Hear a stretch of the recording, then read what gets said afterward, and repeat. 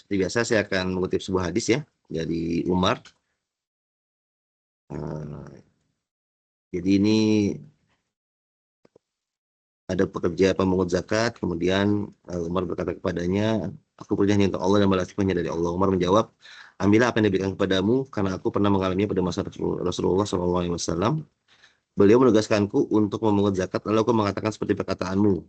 Kemudian Rasulullah SAW berkata kepadaku, apabila kamu diberi sesuatu tanpa kamu memintanya, maka makanlah dan bersedekahlah gitu ya. Kalau Ahmad ya. Jadi ini terkait dengan pemberian. Jika kita tidak meminta tapi kita mendapatkan rezeki, ya itu berdasarkan hadis ini silakan kita ambil saja gitu ya. Kaitannya dengan laba rugi ya, karena ini kita akan bicara mengenai laporan laba rugi ya. Salah sore ini yang masih balance sheet ya. Jadi dia masih masuk ke sekarang ini perkuliahan kita ya, gambaran besarnya. Ya, ini pada korporasi, transaksi bisnis, ada laporan keuangan. Nah, juga ada siklus akuntansi di sini. Laporan keuangan, nah kita akan masuk ke jenis laporan keuangan yang pertama ya. Mari kita masih laporan keuangan secara umum. Ada 6 ya laporan keuangan itu. Ada income statement, balance sheet, kemudian ada cash flow, laporan arus kas, kemudian ada perubahan ekuitas, ada catatan, dan terakhir adalah statement mengenai perubahan standar akuntansi yang digunakan. Ya. Sekarang kita masuk ke jenis laporan keuangan. Nah, ini ada poin-poin diskusi kita, ada 5 aja ya. Pertama, definisi, komponen laba rugi, pengakuan pendapatan, pengakuan biaya atau expense. Yang kelima, informasi profit loss ya. Di tujuan dari materi ini adalah supaya peserta didik diharapkan dapat memahami income statement atau laporan laba rugi, komponen dan informasi yang diberikan dalam laporan keuangan tersebut. Oke, kita masuk ke poin pertama, definisi ya. Laporan keuangan itu adalah definisi dokumen bisnis yang melaporkan informasi keuangan di produk akhir dari akuntansi dan laporan menyajikan informasi keuangan suatu entitas bisnis atau organisasi selama periode tertentu. Ya. Nah, kalau analisis laporan keuangan, analisis itu sendiri adalah proses mengurai data atau informasi yang terdapat dalam laporan keuangan, mempelajari setiap bagian-bagian tersebut ya. Jadi di laporan keuangan itu dipecah-pecah, dipelajari masing-masing bagiannya, dan mencari hubungannya dengan bagian-bagian yang lain, kira-kira keterkaitannya apa saja, sehingga dapat gambaran yang utuh terkait kinerja perusahaan. Ya. Jadi kalau kita bicara laporan keuangan, kita bicara mengenai kinerja perusahaan. Ini jenis laporan keuangan berdasarkan IFRS ya, International Financial Reporting Standard. Ada 6 ya. Yang kita pelajari nanti yang detailnya hanya 3 aja nih. Karena yang 4, 5, 6 ini tidak terlalu detail ya. Statement of change equity hanya perubahan modal saja. Nah, khusus perbankan syariah, informasi tambahan, dapat 3 laporan ya. Ini berdasarkan pedoman akuntansi perbankan syariah. Ada laporan rekomendasi pendapatan bagi hasil, sumber penggunaan dana zakat, laporan sumber dan penggunaan dana kebajikan. Oke, kita masuk ke laporan laba rugi ya teman-teman ya. Statement of Comprehensive Income. Nah, jadi kalau bahasa Inggrisnya ini Statement of Comprehensive Income atau biasanya disebut dengan income statement atau laba rugi, laporan laba rugi. Itu adalah laporan keuangan yang menunjukkan hasil kinerja perusahaan dalam periode tertentu, misalkan selama 1 tahun. Jadi biasanya kalau kemarin teman-teman sudah ini kan apa namanya mendownload ya laporan keuangan, itu sekarang bisa dilihat income statement-nya kira-kira bagaimana ya. Biasanya kemarin saya minta tahu, nanti saya belum cek yang teman-teman upload di grup. Nah, ini laporan laba rugi ini bisa dibuat bulanan, bisa dibuat kuartal ya, per quarterly itu bisa 3 bulanan, atau bisa dibuat semesterly 6 bulanan, atau bisa dibuat tahunan gitu ya. Jadi bisa macam-macam. Nah, laporan laba rugi ini menunjukkan hasil operasional bisnis perusahaan dalam bentuk ya, ada 3 bagian di sini. Ada penjualan, top line, ada pengeluaran atau biaya, middle line. Nah, terakhir ada untung atau rugi ya. Jadi intinya di sini ya, di bottom line ini ya. Jadi pertama kita pendapatannya berapa, terus dari pendapatan ini dikurangi dikurangi biaya atau pengeluaran, nanti hasilnya baru bottom line ya, untung atau rugi ya. Kalau penjualan lebih besar daripada pengeluaran maka dia adalah untung. Nah, kalau penjualan lebih kecil daripada biaya itu hasilnya adalah rugi. Ini intinya adalah ini ya. Kalau laba rugi itu hanya ada ini aja ya. Pendapatan berapa, biayanya berapa, dikurang hasilnya untung atau rugi gitu ya. Sampai sini ada pertanyaan, teman-teman? Ada pertanyaan? Kalau tidak ada, kita lanjut. Nah, ini kurang lebih contohnya ya, teman-teman ya. Ini ada pendapatan, ada biaya atau expense, ada profit atau loss. Jadi kalau di sini kita lihat, misalnya perusahaan dagang, perusahaan manufaktur, perusahaan jasa keuangan, perusahaan jasa non keuangan ya. Kalau pendapatan itu ada penjualan, biasanya perusahaan dagang, harga pokok. Nah, ini tinggal dikurang aja. Kita beli misalnya apa namanya, kita bisnis misalnya sepeda gitu ya. Kita beli 1 juta, kita jual 1,2. Nah, berarti kan 1,2 dikurang 1 juta ya. Laba kotornya adalah 200.000. Kalau seperti itu. Sama ini juga ya, untuk manufaktur, penjualannya berapa. Nah, cuman dia untuk harga pokoknya dia banyak rumusnya, ada COGS ya. Ada apa namanya, biaya overhead, biaya manpower, dan seterusnya ya. Sama ya, ini penjualan berapa dikurang biaya, nanti hasilnya ada gross margin. Ya sama kok jasa keuangan, itu pendapatan bunga atau margin ya. Kalau yang syariah biaya pendapatan margin, kalau yang konvensional pendapatan bunga. Dikurang cost of fund ya, biaya dana. Ini Jadi kalau di keuangan itu, cost of fund itu artinya misalnya contoh eh, bank bank Mandiri misalnya gitu ya. Bank Mandiri itu kan dia eh, menyalurkan kredit ya. Menyalurkan kredit anggaplah bunganya misalnya 10%. Bunga 10%. Nah,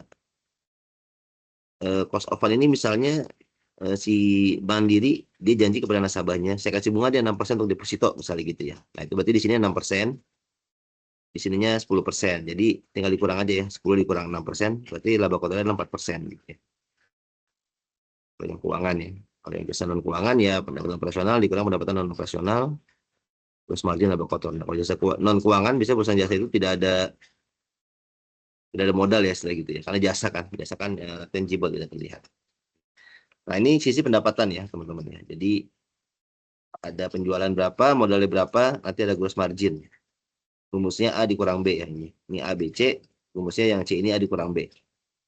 Ini pendapatan. Nah, kemudian kita masuk ke bagian kedua, middle line, biaya atau expense ya. Misalnya biaya SDM, biaya transportasi ya, piutang tak terlagi, sama ya. Cicilan aset, persediaan, dan seterusnya. Nah, nanti hasilnya ada F ya. D, ini tadi D ya. D ditambah E berapa nih? Total biaya pengeluaran. Ya. Total, kemudian nanti baru masuk. Ini C dikurang F ya. Jadi pendapatan dikurang biaya, itu hasilnya adalah profit atau loss before tax ya. PBT atau net profit. Bisa profit aja, bisa net profit ya. Profit loss, nah sama ya. Ada pajak, nanti baru hasilnya ada net profit ya. Keuntungan bersih atau kerugian bersih.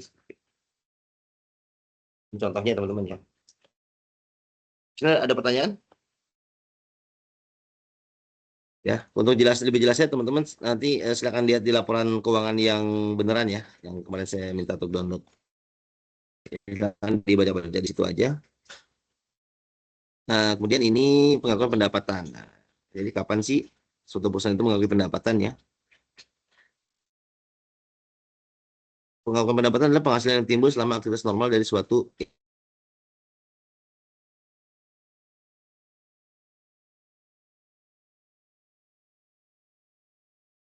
dianggap dapat terrealisasikan atau dianggap dapat menghasilkan. Pengakuan pendapatan adalah kondisi pengakuan atas penjualan barang. Pencatatan dilakukan secara accrual basis ya ini ya. Kemarin kita udah belajar ya, ada accrual basis, ada cash basis ya. Kalau cash basis itu berdasarkan uang ya. Ada uang yang diterima, ada uang yang cash flow ya, ada uang yang masuk, ada uang yang keluar, baru dicatat sebagai pendapatan. Sementara kalau accrual basis itu dasarnya adalah kontrak ya. Selama ada kontrak, muncul kewajiban kita untuk mengirim barang atau melaksanakan jasa seperti itu bisa dicatat sebagai pendapatan walaupun duitnya belum ada ya. Namanya accrual ya. Nah, dalam PSAK 2003-2010 pendapatan terdiri dari ya ada penjualan barang, penjualan jasa, bunga, royalti, dan dividen. Ini undang yang kemarin ya. Untuk di revisi di 2017 ya. Ada pendapatan kontrak konsumsi. Nah, kemudian ada 5 tahapan sebelum kita mencatat sebagai pendapatan. Pertama, mengidentifikasi kontrak dengan pelanggan. Yang pertama, benar nggak ada kontraknya nih. Yang kedua, mengidentifikasi kewajiban pelaksanaan. Nah, isi kontrak itu apa aja? Apa sih kewajiban perusahaan terhadap pelanggan gitu ya? Ketiga, harga transaksinya berapa? Nominalnya berapa ya? Yang keempat, mengalokasikan harga transaksi terhadap kewajiban pelaksanaan. Ya, jadi ini di jurnal ya. Yang kelima, baru mengakui pendapatan ketika atau selama entitas telah melaksanakan kewajiban pelaksanaan. Jadi ini metode pengakuan pendapatan. Ditambah lagi, entitas akan mengakui pendapatan ketika mampu memenuhi kewajiban kinerja dengan mengalihkan kendali atas barang atau jasa kepada pelanggan. Ya. Ya, kalau kita jual beli kan kita ngasih kendali barang itu udah di tangan pelanggan ya. Dari kita kasih ke pelanggan kendali barangnya. Faktor-faktor yang perlu dipertimbangkan saat menilai apakah pelanggan telah memperoleh kendali atas barang atau jasa tersebut meliputi hal-hal berikut ya. Entitas memiliki hak pembayaran saat ini. Jadi kita bisa nagih ya. Pelanggan memiliki hak milik hukum ya. Tadi sudah berpindah tangan pemilikannya. Pelanggan memiliki kepemilikan fisik. Pelanggan memiliki risiko dan imbalan kepemilikan yang signifikan. Dan pelanggan telah menerima barang atau jasa tersebut. Ini kurang lebih. Kemudian ini ya. Dalam baru kita ada dua macam pendapatan. Ada income, pendapatan dari aktivitas bisnisnya, dan ada OCI ya. Other Comprehensive Income. Pendapatan atau biaya yang belum terrealisasi dan pendapatan bukan dari aktivitas utama entitas. Ya. OCI nih, sorry, ya, bukan OHI ya, OCI. Tetap dimasukkan dalam laporan laba rugi untuk menunjukkan kondisi keuangan entitas yang didapatkan bukan dari aktivitas operasional bisnisnya. Contohnya apa nih? Hasil revaluasi aset, biaya hedging ya. Ini kan istilahnya, misalnya contoh perusahaan itu punya ruko gitu ya, punya ruko. Dia itu bisnisnya adalah misal jual beli spare part motor misalnya gitu ya. Nah kan kalau kita bicara jual beli spare part motor kan bisnisnya adalah jual beli spare part ya, bukan properti. Nah tapi ini makanya disebut dengan other comprehensive income, pendapatan lain-lainnya ya istilahnya ya. Itu ternyata dia punya aset, rukonya itu setelah dinilai harga pasarnya naik gitu ya, jadi asetnya meningkat. Nah, itu masuk ke pendapatan gitu ya. Atau biaya hedging, jadi misalnya kita transaksi dengan mata uang asing, kita ingin menjaga supaya nilai tukarnya itu sama ya, sesuai kesepakatan lah, kita sepakati. Misalnya kita beli barang dari luar negeri, bisa dari Vietnam. Nah, kita transaksi pakai dolar. Nah, kita pengen $1 itu senilai 16.000 ya. Sepakat aja antara kita dengan pembelinya. Namanya hedging ya. Walaupun transaksinya dilakukan nanti. Hedging, lindung. Makanya namanya lindung nilai. Oke, ini pengakuan pendapatan. Kemudian kita masuk ke pengakuan biaya atau expense ya. Nah, ini metode pendataan biaya dalam laporan neraca laba rugi yang terkait dengan kenyataan bahwa biaya harus diakui pada periode yang sama dengan pendapatannya. Jadi ketika kita mengakui pendapatan, kita juga harus mengakui namanya biaya. Makanya disebut dengan dual entry ya, ada debit, ada kredit kalau di akuntansi. Jadi supaya jadi kalau tidak terjadi, bisa jadi nanti nggak seimbang ya. Dalam pencatatan sebuah pengakuan biaya, jika kita bicara tentang aset jangka panjang seperti peralatan atau properti yang digunakan dan dikonvensi menjadi biaya, maka akan menggunakan pemindahan aset dari neraca ke laporan laba rugi. Kalau nilainya besar, itu kita masukkan ke dalam laporan laba rugi. Gitu ya. Sebaliknya, jika Anda berusaha dengan aset jangka pendek, perlengkapan kantor dan konsumsi jauh lebih cepat dari aset jangka panjang dan tercatat secara langsung pada laporan laba rugi. Jadi kita beli aset yang ya cepat, receh-receh lah gitu ya, masuk ke laporan laba rugi. Sementara kalau aset yang besar-besar di properti itu dimasukkan juga ke neraca ya, ke bagian aset. Nah, intinya adalah biaya harus diakui pada periode yang sama dengan pendapatan. Jadi begitu dapat pendapatan, itu juga kita harus mengakui adanya biaya. Ya. Dual entry. Nah, ini secara umum perusahaan mengakui biaya pada periode satu tersebut mengonsumsi ya, atau menghabiskan manfaat ekonomi yang terkait dengan pengeluaran. Atau kehilangan beberapa manfaat ekonomi yang sebelumnya telah diakui. Tiga model pengakuan dia yang adalah sebagai berikut. Prinsip pencocokan, pengeluaran saat terjadi. Pencocokan itu maksudnya ketika ada pendapatan ada biaya ya. pengeluaran pada saat terjadi dan kapitalisasi dengan penyusunan atau amortisasi berikutnya. Nah, ini tadi ya yang kita punya ruko, kita revaluasi, kita nilai ulang harganya berapa. Karena misalnya kita catat 10 tahun yang lalu kita catat harganya 1M, ternyata pas kita valuasi ulang jadi 2M. Itu kita ada istilahnya kapitalisasi dengan penyusunan atau amortisasi berikutnya. Ya, sudah pada periode yang sama dengan pendapatannya sama ya. Ini ya. Nah, sampai sini ada pertanyaan teman-teman? Soal pengakuan pendapatan dan biaya jelas ya. Oke. Ya gimana? Oke. Informasi profit loss ya. Oke. Kalau kita bicara informasi utama, yang paling penting itu adalah ya ketika kita lihat laporan laba rugi, yang paling penting adalah yang paling bawah ya. Ya teman-teman lihat, mungkin di yang kemarin di download itu, yang paling bawah ini yang paling penting, net profit atau loss. Berapa profitnya? Nah, ini kan intinya ini ya, intinya. Tapi dari sini kita bisa kemana-mana pertanyaannya ya. Ya, kinerja gimana nih? Misalnya untung besar ya. Untungnya sesuai target. Dari mana nih dia untungnya ini? Apakah dari pendapatannya yang meningkat gitu ya? Atau dia ada efisiensi? Biayanya dikurangin. Terus biaya bagaimana nih? Over atau tidak gitu ya? Apakah pendapatan dapat ditingkatkan ya tadi ya? Apakah perusahaan beroperasi secara efisien? Nah, ini kurang lebih pertanyaan seperti ini ya. Nanti di bagian metode analisisnya nanti baru ada kurang lebih kita akan belajar tentang rumus-rumus itu ya. Jadi kalau di income statement itu yang paling penting adalah yang paling ujung, yang paling bawah, bottom line, net profit atau loss. Ya. Oke, sampai sini teman-teman ada pertanyaan? Selesai? Ini referensinya. Ada yang tanyakan? Pak. Ya. Untuk apa ya? Boleh dikatakan pertanyaan ataupun Pak mengenai tugas yang kemarin, insya Allah kan kawan-kawan sudah Pak Ya. kumpul ya Pak, Ya. baik perusahaan manufaktur, kemudian perdagangan, non perdagangan dan lain sebagainya. Ya. Cuman mungkin Pak nanti mungkin bisa dilihat salah satu saja, kemudian supaya kawan-kawan juga bisa membaca, karena dari konsep yang apalagi kalau dicari di kemarin itu kan di indeks mencarinya aja bahasanya itu kayak gimana ya Pak, kayak roda gitu Pak.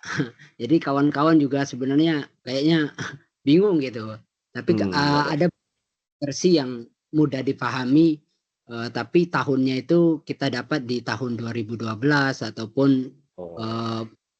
yang juga itu nggak seruwet itu Pak. Jadi ada nama akunnya tetap ada, kode akunnya tetap ada, tapi langsung angka. Tapi yang kita download kemarin rata-rata itu banyak sekali, nama akunnya banyak, jenis akunnya banyak, kemudian bahkan kita nggak tahu nih cara melihat loss ataupun visit asetnya itu di mana gitu Pak. Itu saja Pak. Terima kasih Pak.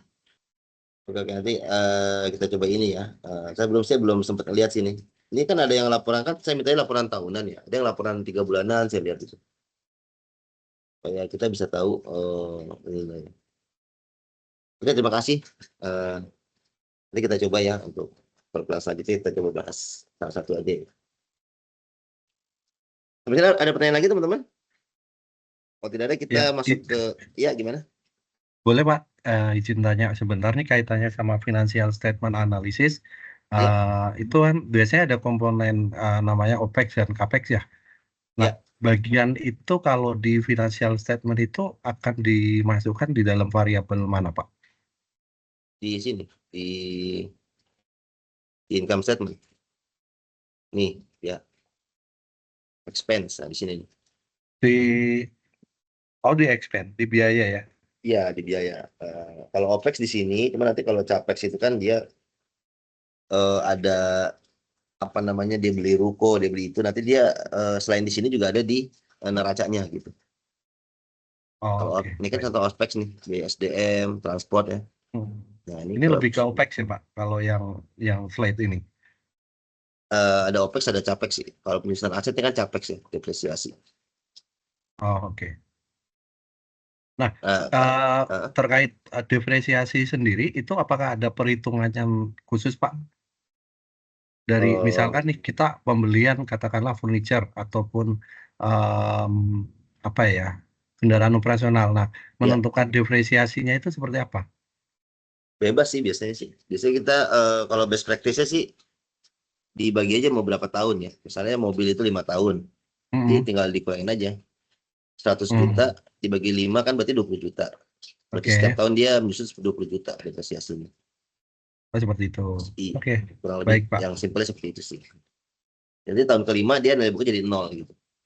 Jadi nol. Dan Iya, nilai asetnya udah nggak udah ada nggak ada, gitu ya Pak. udah nggak ada ya. Baik, terima kasih Pak. Jelas. Oke, sih. Ada lagi pertanyaan teman-teman? Kalau tidak ada, kita masuk ke Izin bertanya, materi. Pak. Sebentar, Ya, izin bertanya, Pak.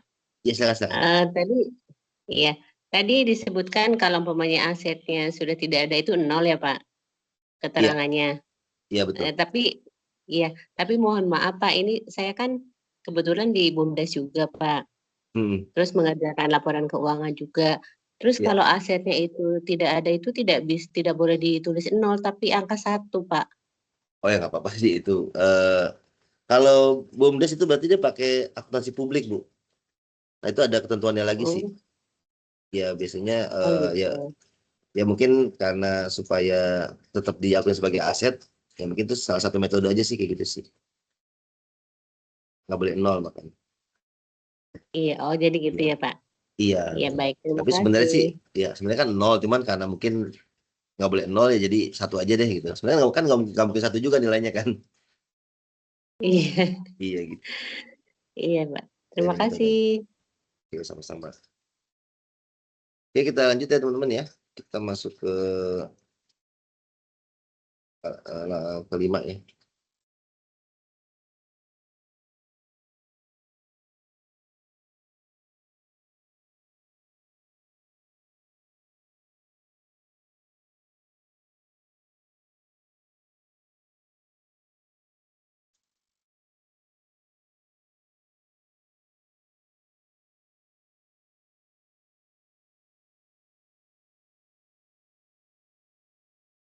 Udah data nih, kita masuk ke materi kelima, balance sheet atau neraca. Sudah, Yang kelihatan? Pak. Oke. Pak. Kita masuk ke materi kedua ya. Kita masuk ke perkuliahan kelima tentang balance sheet atau neraca. Ini kita ada sebuah hadis ya, secara hikmah. Ketika Nabi SAW tiba di Madinah, penduduk di kota tersebut sering bermain curang dalam takaran. Turunlah ayat, celakalah al-mutaffifin. Setelah itu barulah mereka memperbagus takaran mereka. Dari era An-Nasai ya. Jadi kita bicara tentang neraca ya, hadis tentang neraca juga seimbang antara kiri dan kanan kalau di laporan keuangan ya. Nah kita masih masuk di sini ya, di laporan keuangan.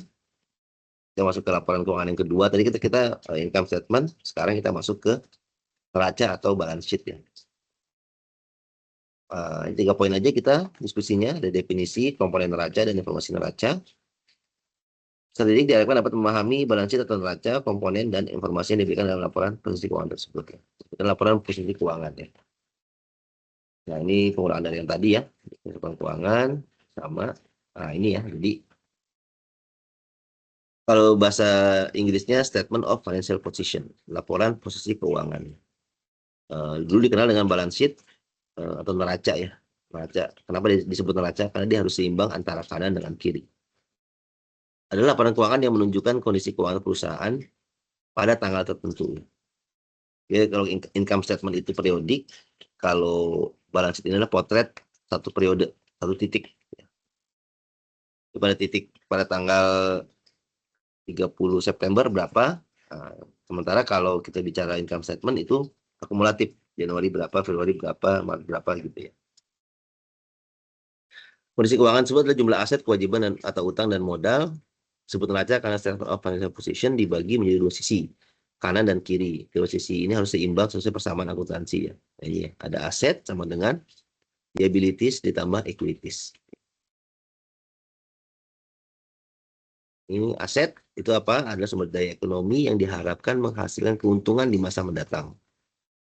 Jadi aset itu adalah kita punya sumber daya ekonomi yang diharapkan bisa memberikan manfaat ya di masa depan. Nah, klaim atas aset ini dapat berasal dari dua sumber, ada dari kewajiban, klaim pihak luar ya ini. Kewajiban adalah utang yang dibayarkan kepada pihak luar yang disebut dengan kreditor. Biasanya kreditor yang telah menjamkan uang memiliki klaim hak hukum atas sebagian aset hingga perusahaan melunasi utang. Ada ekuitas ya, pemilik juga disebut modal, ada ekuitas pemegang saham untuk perusahaan. Ini klaim orang dalam ya, klaim yang punya ya dari suatu bisnis. Ekuitas berarti kepemilikan jadi ekuitas pemegang saham adalah kepentingan pemegang saham dalam aset perusahaan. Jadi kalau aset itu ya kita bagi dua ya. Ada klaim orang luar itu liabilities. Misalnya kita ngutang, utang dengan bank, utang dengan pihak kreditur seperti itu. Ada klaim pihak orang dalam namanya equity. Nah, ini kita yang punya. Jadi aset itu bisa dibagi menjadi dua. Dia ada liabilities asal dari luar, uang orang. Ada equity, ini uang kita sendiri. Nah, ini contohnya untuk lebih jelas ya teman-teman ya. Misalnya Mr. D ingin membuka kedai kopi kekinian ya. Contoh ya. Yang modal yang dimiliki sekitar 50 juta. Nah, ini modal sendiri 50 juta. Total kebutuhannya dihitung-hitung 80 juta nih kita butuh duit ya buat beli peralatan gitu ya. Sehingga terdapat kekurangan 30 juta. Mr. D mengajukan kredit bank sebesar 30 juta sehingga dana yang dibutuhkan terkumpul ya. Jadi udah fix ya, udah dapat 80 juta ya. 50 modal sendiri, 30 minjam sama bank. Mr. D membeli peralatan dan bahan baku 70 juta sehingga sisa kas ada 10 juta. Nah, di sini ya. Kalau di neraca digambarkan seperti ini teman-teman ya. Asetnya apa aja nih? Asetnya ada uang kas ya, 10 juta ya. Ini 5A ya, 5A, 5B. Membeli peralatan dan bahan baku 70 juta dan uang kas 10 juta. Ya. Asetnya adalah satu uang ada 10 juta dan peralatan dan bahan baku 70 juta ya. Total 80. Nah, aset ini bisa diklaim oleh dua pihak ya. Klaim dari liability dari pihak luar. Ada kredit bank 30 juta. Dan pihak dalam ya. Mr. D ya, modal 50 juta modal sendiri. Ya, teman-teman. Jumlah sama ya, 80. Nah, jadi kurang lebih gambarnya seperti ini. Ini asetnya adalah 80 juta. 80 juta ini yang 30 itu didapat dari utang atau kredit ke bank 30 juta sehingga ada kewajiban ya. Dibeli itu ada kewajiban nih. Ada kewajiban si perusahaan ini untuk membayar utangnya. Jadi masukkan ke dalam bagian liability. Ya, sisanya yang 50 juta itu adalah modal sendiri. Ya. Jadi aset ini 80 juta, yang 30 adalah klaim orang luar ya, selama yang 50 klaim orang dalam ya. Cukup jelas ya. Ada pertanyaan sampai sini? Gambarnya seperti ini kurang lebih. Oke, kita lanjut. Nah, ini aset ya, informasi yang disajikan pada sisi aset laporan neraca ya, itu ada current aset, aktif lancar, ada kekayaan perusahaan yang berupa benda atau produk berharga lainnya yang didapatkan dari transaksi atau selalu aset yang mudah dikonversi menjadi kas. Contohnya, jadi aktif lancar itu adalah aset yang bisa yang mudah ya, yang mudah dikonversi menjadi kas, ya, menjadi uang. Satu uang ya, uang itu sendiri. Kedua ada piutang, ada surat berharga, ada persediaan atau inventory. Ya. Jadi kalau uang ya bentuknya uang, piutang ini kalau kita tagih jadi uang, surat berharga misalnya kita jual saham itu jadi uang, gampang lah ya. Atau persediaan inventory, kita punya barang baku di gudang kita jual jadi uang. Ada lagi non current aset atau aktiva tidak lancar, aset yang sulit dikonversi menjadi uang. Jadi ada dibagi dua lagi, ada aset tetap dan aset tidak tetap. Ya. Aset tetap contohnya PPE ya, plant property equipment ya, kendaraan ya. Jadi ini kalau kita punya pabrik itu mungkin kita butuh waktu buat atau properti ya, itu butuh waktu buat menkonversi aset tersebut menjadi uang. Nah, itu yang maksudnya gitu ya. Kalau kendaraan nih kayaknya mungkin lebih ke aset lancar. Kita cek lagi deh kendaraan. Atau aset tak berwujud. Nah, ini yang mungkin bingung ya. Ada branding, ada franchise kayak gitu ya. Nah, ini kan tidak bisa dianggap sebagai uang ya. Apa sulit untuk diuangkan ya. Karena nggak ada wujudnya. Tapi dia bisa dianggap sebagai aset. Ini terkait sisi aset. Kemudian untuk bagian liability ya. Liability biasanya berbentuk utang yang dipakai oleh perusahaan untuk mendapatkan aset demi kebutuhan operasional. Contohnya, apabila perusahaan memberi alat-alat produksi yang digunakan dalam pembuatan produk. Ya, liability ada dua, ada short term, ada long term ya. Ini dibagi berdasarkan jatuh temponya ya. Saya short term itu 0 sampai 1 tahun masa jatuh temponya. Kewajiban pajak ya kan setahunan nih kewajiban pajak, utang hipotek dan pinjaman dana ya. Bisa kita pinjaman dana itu jangka pendek itu masuk ke short term liability. Nah kalau long term atau kewajiban jangka panjang itu utang dengan masa jatuh tempo yang lebih dari 1 tahun ya. Misalnya utang bank. Contoh tadi saya misalnya Mr. D tadi utang bank 30 juta itu mungkin selama 5 tahun misalnya. Nah itu masuk ke long term liability. Nah ini karakteristik liability, sebuah pinjaman yang dipakai untuk meningkatkan pendapatan pribadi atau perusahaan, baik dari bank, perorangan atau lainnya ya, yang harus dibayar saat itu juga ketika jatuh tempo. Jadi ada ketika jatuh tempo harus dibayar. Nomor 2, segala kewajiban segala macam bentuk kewajiban yang harus dibayarkan pada pihak lain, karena pertukaran aset atau uang tunai dan lain-lain ya. Yang ketiga, jadi bisnis transaksi yang terlaksana sebuah bentuk tanggung jawab kepada pihak lain ya. Jadi ini karakteristik liability ya, atau utang lah, simpelnya gitu ya, utang. Oke, yang ketiga ada equity ya. Equity adalah besarnya hak atau kepentingan pemilik ataupun suatu entitas pada harta suatu perusahaan. Jika kemungkinan meningkat bersama akuntansi, kita bawa sisi kiri ini sebagai penanda harta, sedangkan sisi kanannya merupakan hutang serta ekuitas ya. Nah, equity ini klaim pihak dalam ya. Itu bisa jadi ada beberapa komponen, ada saham, laba ditahan, dan ada dividen ya. Dividen ini mengurangi ya. Nah, ini kalau equity bisa berubah. Nanti detailnya bisa teman-teman lihat di laporan perubahan ekuitas. Statement of change in equity ya. Nah, equity bisa bertambah kalau misalnya perusahaan menerbitkan saham atau keuntungan perusahaan ya, return earning atau laba ditahan. Nah, laba ditahan ini itu jumlahnya sama dengan net profit tadi ya di laba rugi. Jadi perusahaan net profitnya 1M, nah itu akan masuk ke ekuitas ini.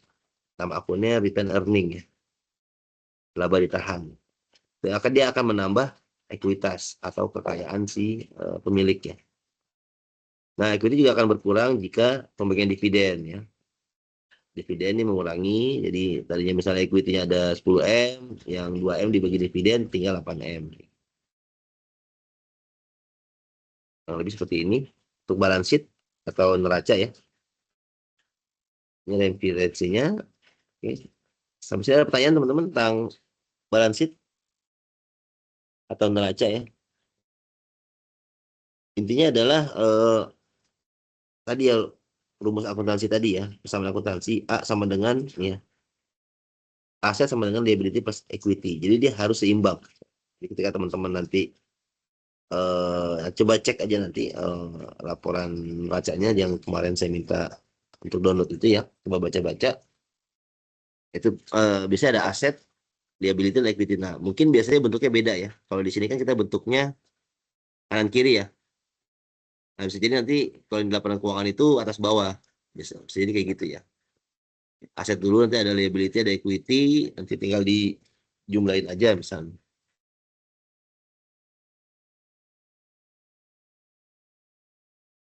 Oke, sampai sini ada pertanyaan tentang neraca? Cukup?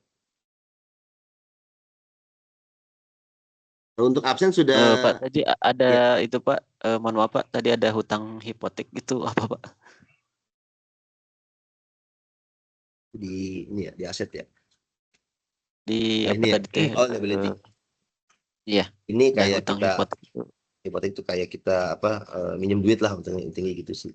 Minjem duit tapi dalam bentuk properti namanya hipotek. Nah, Oh, kita oke baik Pak. kita punya apa namanya sertifikat, kita jaminkan ke bank, nah itu dapat pinjaman kayak gitu. Hipotek. Kalau kendaraan namanya fidusia, jadi beda-beda sih memang. Intinya sih utang sih. Nah, Oke, tapi baik Pak. jaminannya adalah sertifikat properti gitu, kalau hipotek. Oke, ada lagi pertanyaan teman-teman?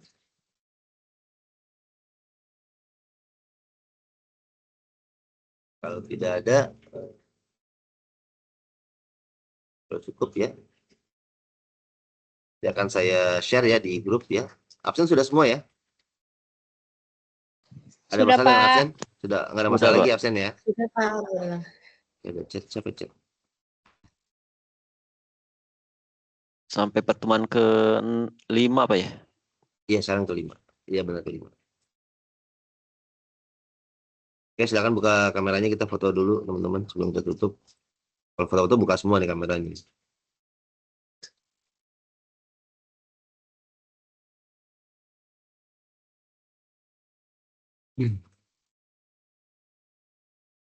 Itu berapa orang ya?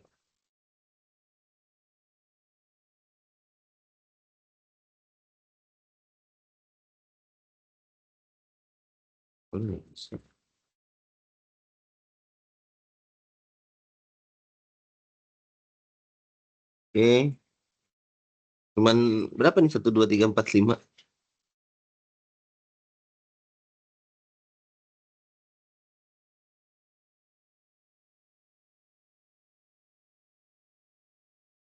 Silakan. Ada dari 14 orang.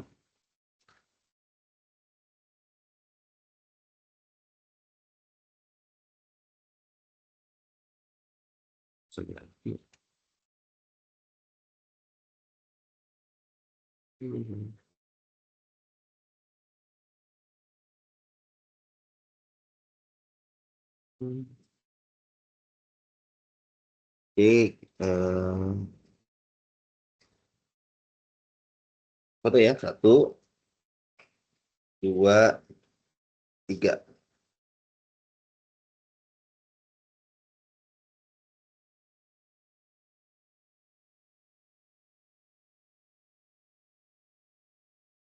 Ini lagi.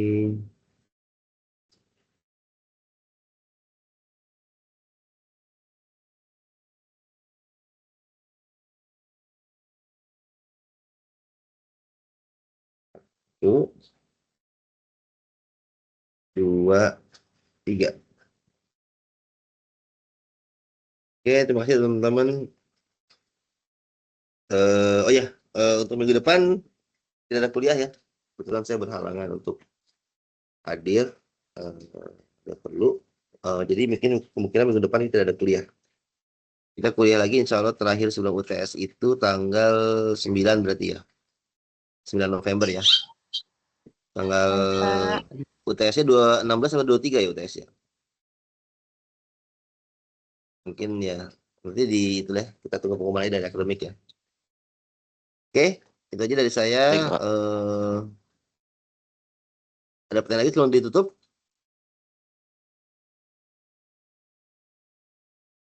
Kalau tidak ada, Cukup, Pak. kurang lebihnya saya mohon maaf. Kita baca doa kafaratul majelis. Subhanaka Allahumma wa bihamdika asyhadu an la ilaha illa anta astaghfiruka wa atubu ilaik. Wabillahi taufiq wal hidayah. Assalamualaikum warahmatullahi wabarakatuh. Waalaikumsalam warahmatullahi wabarakatuh. Waalaikumsalam warahmatullahi wabarakatuh.